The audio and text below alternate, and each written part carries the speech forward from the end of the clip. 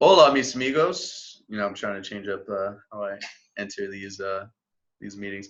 Anyways, today what I want to talk about is I want to go over one of our agents' listings and figure out why it hasn't sold. Sometimes it just helps to have a second agent go ahead and look at it, and that is what we are going to do today. Because we always want to make sure that we can help our agents out and see what we can do, or just from another person's point of view on why it hasn't sold just yet. So I'm going to pull it up. It is the property here, 110 Brewer Avenue. It's been on the market 30 days, which still isn't that bad. The 30 days is still under our average market time, which is 65 days. I can see here the price was at 290. Now the list price is at 282. 4-bed, 3.5 bath, and then just some other info here. So the very first thing I like doing is running my own CMA. And just figuring out and see what the house is worth. I'm a realtor, so I have access to RPR, so that's the very first resource that I go to. Most real estate agents don't have access to this, but we will do something with RAIN as well, so we can make sure everyone has access. Okay, so RPR says 283, which is good. That means we are in the price range of what RPR thinks. And we can look around now. We see some of the other properties. It kind of varies from 300 down to 270, 200. So this doesn't help out too much. I can see a massive house for sale right across the street, 5-bed, 3-bath, 4,300 square feet. So a lot bigger than ours. Ours is still pretty big though, 4-bed, 3.5 bath, 3,200 square feet. So what I want to do next is I want to look inside and see the photos. Just want to see what the surrounding area looks like, what it looks like inside. It looks very nice. Nothing so far stands out to me. Floorings look like in decent shape. Kitchen doesn't look bad. That looks like granite, so it still looks good as well. Nice and open. Oh, I'm not sure what that stuff is. It's different color. Just different paint? Okay. Yeah. All right. That probably should be painted a little bit. Yeah. But, I mean, not a huge concern. Again, this is a house that has 1,000 different colors in it. We've got green, tan, blue. So generally, buyers like seeing just one color painted houses. However, if it's clean, it's not the end of the world. But usually that's where sellers are going to come, or buyers are going to come in and say, yeah, I want $10,000 off so I can get paint. Yeah, it's crazy.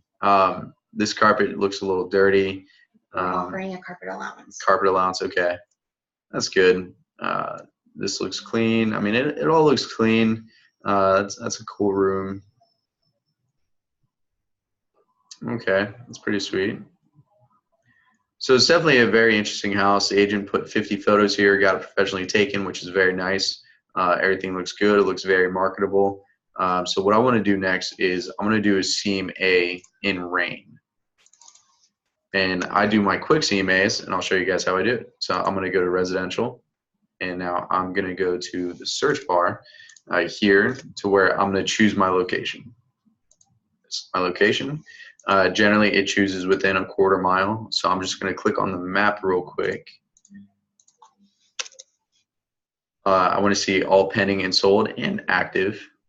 I'm going to click on the map. All right, and let's go to map view. So what I want to choose is within this neighborhood. However, this neighborhood looks pretty large, and to where we can actually pull comps from quite a few places. So I'm actually going to drag this out just a little bit more. However, I don't want the properties on the other side of this road. I feel like that's a different area, so that's not something I want to include. So I'm going to exclude. That way I can solely get this side of the street. And now what I'm going to do is I'm going to click on results and see, okay, this is what I'm working with. There's a lot of sold. There's quite a few active, some under contract. That's good. What I want to do next is find something similar in square footage.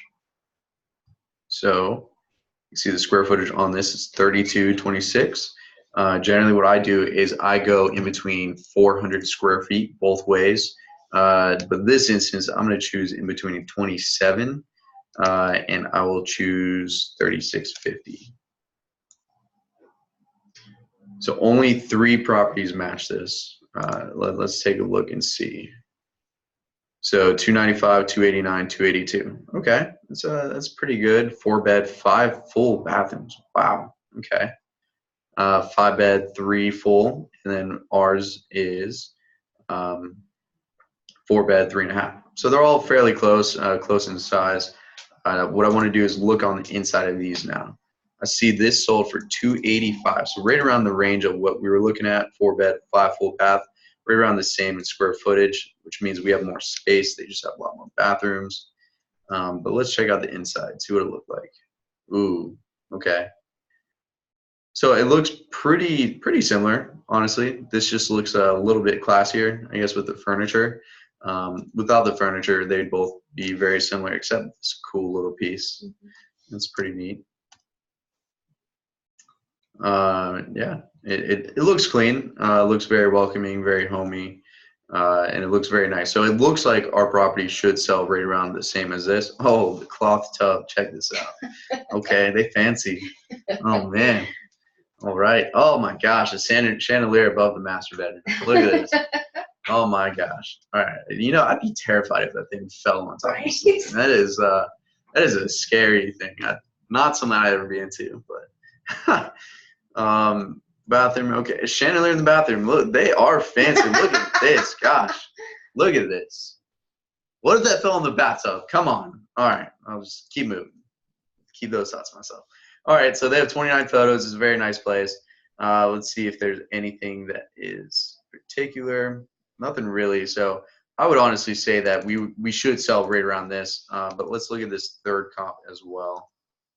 Go back to it. So this sold at 259, and I'm guessing this was a flip because it says LLC. And if that's the case, that's not good. Yeah, this was a flip. Check it out. New cabinets, new flooring. It looks like they refurbished this flooring here. Yep, new granite, new tile. Whoa, look at that shower. That almost looks like one of those English phone booths. Yeah.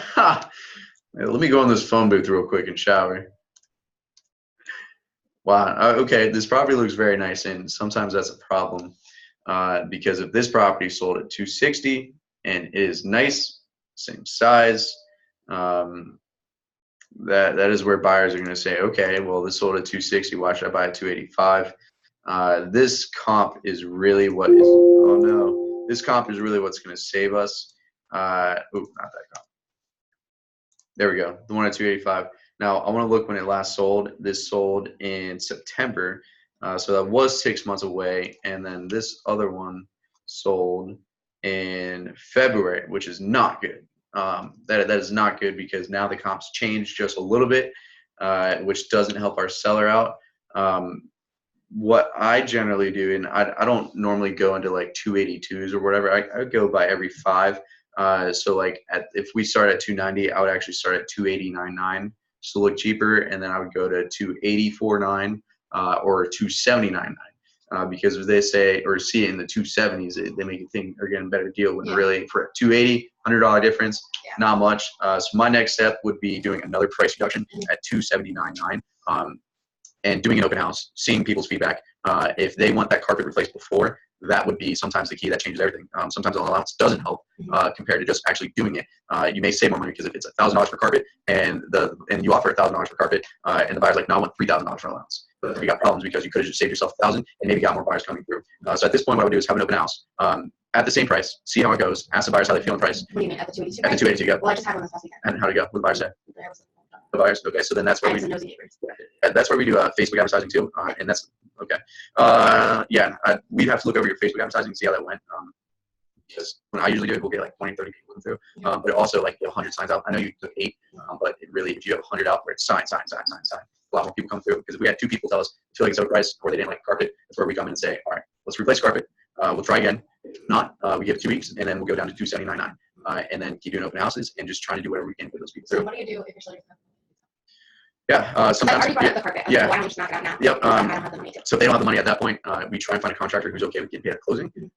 Or at that point, you can offer the allowance, but then you come to the problem. It's like, okay, how far can we actually drop the price then if they don't have the money? So it becomes pretty difficult. One of these properties might kind of market a little longer. I may clean up a little bit more, especially if those books are still in there. Take that out, just clean the carpets, deep clean it with one of those big vacuum stuff with water. And it's that kind of stuff that makes it a little more presentable for people to come through and actually look at. So that's the advice I give today. I would actually have to see the house in person, but just from looking at it, that would be my suggestions. All right. If you guys have any questions about your listings or need some help and just want someone else to look at it, I'm more than happy to do that.